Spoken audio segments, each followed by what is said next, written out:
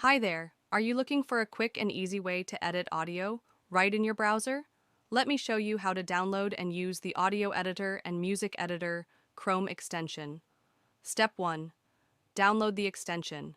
Open your Chrome browser and go to the Chrome Web Store. Search for Audio Editor and Music Editor or use the direct link in the description below.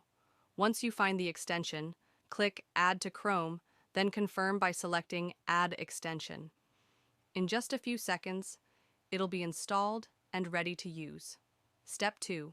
Launch the extension. Click the puzzle icon in the top right corner of Chrome to open the extensions menu. Pin the Audio Editor and Music Editor for easy access. Click the extension icon to launch it. A new tab will open with the editor interface.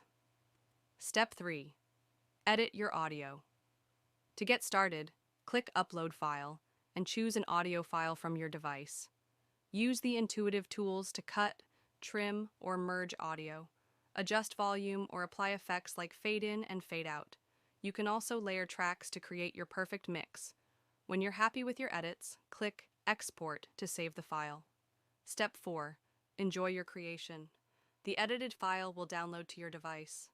You're now ready to use it for podcasts, videos, or music projects.